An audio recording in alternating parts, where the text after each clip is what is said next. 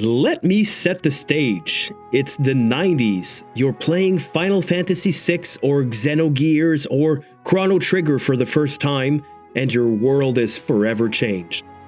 Right now, you're probably thinking, "Ah man, they don't make games like this anymore." Well, you would be dead wrong. Enter Chained Echoes, a one-person labor of love by Matthias Linda. This is a game that doesn't just borrow from the greats, it elevates them. From turn-based combat that makes you sweat every decision, to a pixel art world brimming with charm and depth, Chained Echoes is a JRPG fan's dream. I honestly shed a tear when it was over because I felt the post-masterpiece emptiness, as if another part of my childhood had died again. It was that good. So what makes this game a modern classic? Let's break it down.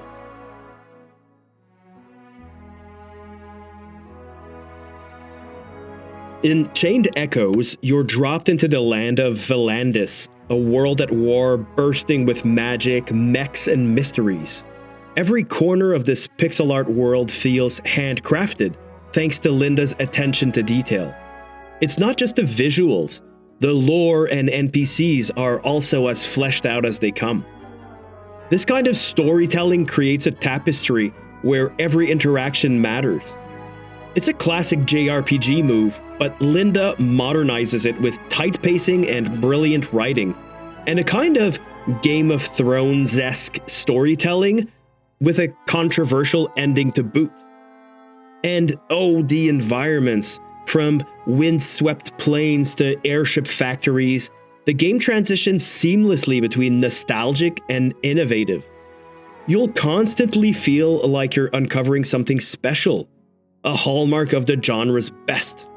As you explore, you're constantly presented with nods to the SNES and PS1 classics.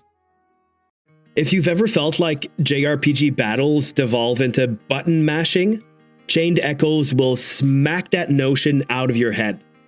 The game's Overdrive system is a stroke of genius. It's not just about hitting hard or healing up. You're constantly managing your party's positioning on the Overdrive bar.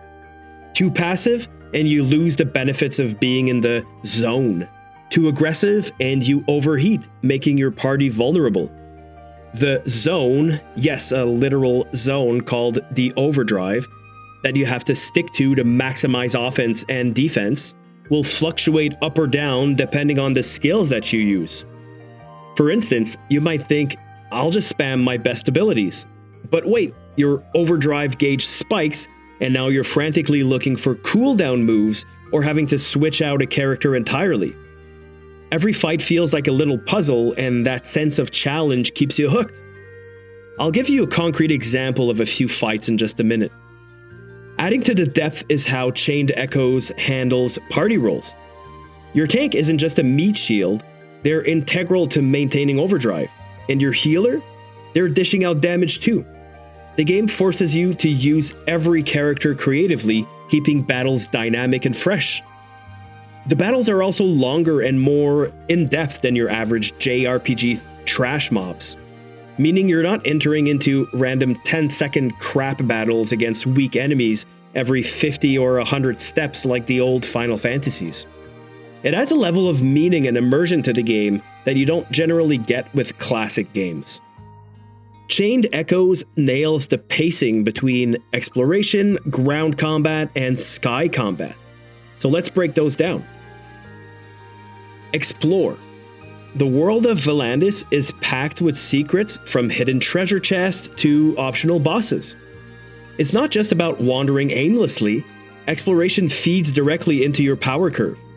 The first half of the game lets you explore and fight on the ground, making you collect treasures, gold, and items for crafting more powerful weapons.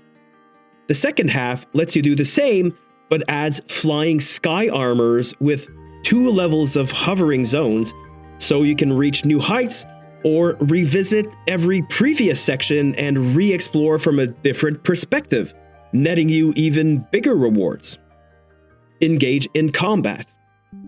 Each encounter is carefully crafted to test your understanding of the game's mechanics. You'll rarely feel like you're grinding, as battles are fast-paced, engaging, and rewarding. Here's an example of a ground battle. Here I'm up against a team of dragons. Their massive area of effect attacks threaten to wipe out my team quickly, but I came prepared. You'll notice in the top left of the screen is that Overdrive bar that starts in the orange zone and works its way up or down depending on what skill I use.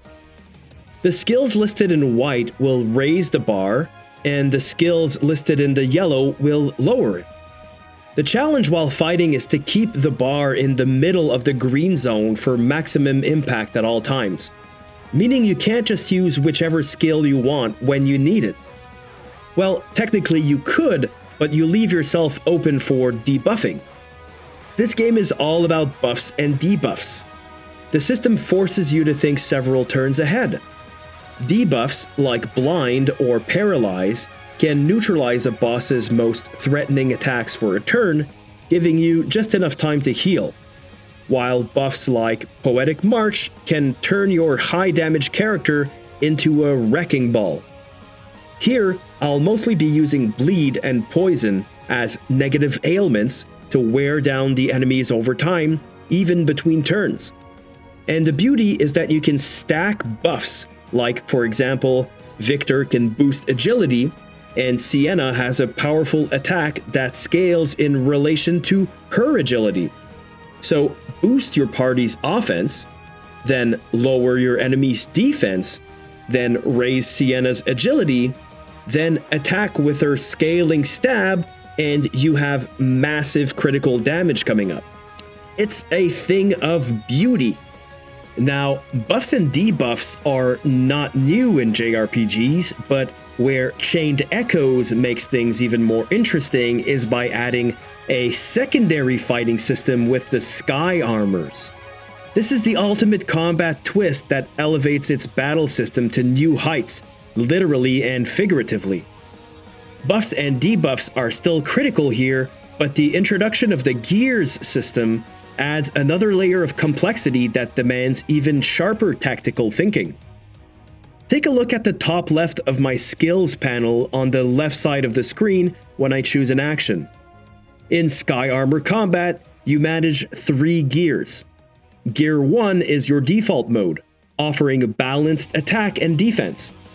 Gear 2, however, shifts you into high octane mode, boosting your damage output significantly but slashing your defenses, making you a glass cannon. Then there's Gear 0, a defensive stance that locks you out of using skills but refreshes your TP, the game's version of mana, letting you keep up the fight longer. But here's the catch: staying in Gear 2 too long risks depleting your TP and leaving you exposed to heavy retaliation. That's when you tactically retreat to Gear 0, forfeiting your offensive capabilities to recharge your TP and prepare for the next round. The genius of the Gears system is how it intertwines resource management with risk-reward gameplay. Pairing this with buffs and debuffs creates battles that are equal part intense and strategic.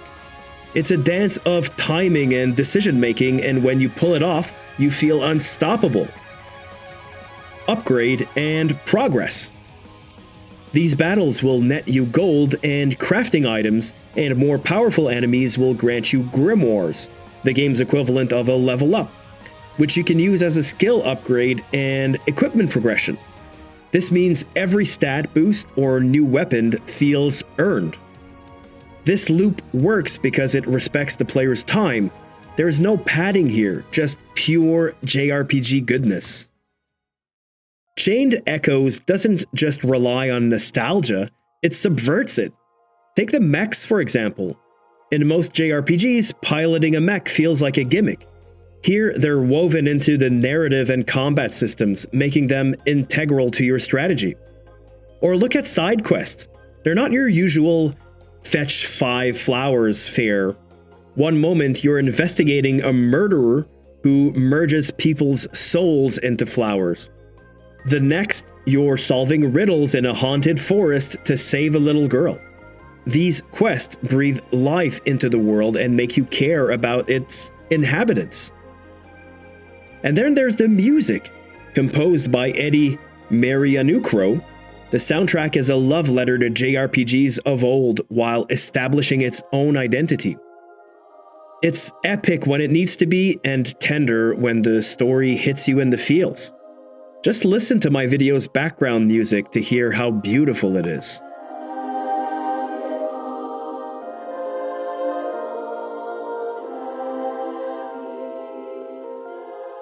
Here's the thing. Chained Echoes isn't trying to reinvent the JRPG, it's just perfecting it. By stripping away the genre's bloat and focusing on what makes these games great, Matthias Linda has created something timeless. And to do that by yourself, or almost, with a very small team, is nothing short of a miracle. It's a game that respects your time, challenges your mind, and tugs at your heartstrings. Whether you're a die-hard fan of classics like FF6 or Chrono Trigger, or someone dipping their toes into the genre for the first time, Chained Echoes will deliver. So is Chained Echoes one of the greatest JRPGs of all time? That's up to you to decide. But one thing's for sure, it's a game that reminds us why we fell in love with the genre in the first place. So let me know in the comments, what did Chained Echoes do for you? And what modern indie games do you think are carrying the torch for classic RPGs? If you like this breakdown, hit that like button and don't forget to subscribe for more great game design. Thanks for watching, and I'll see you in the next one.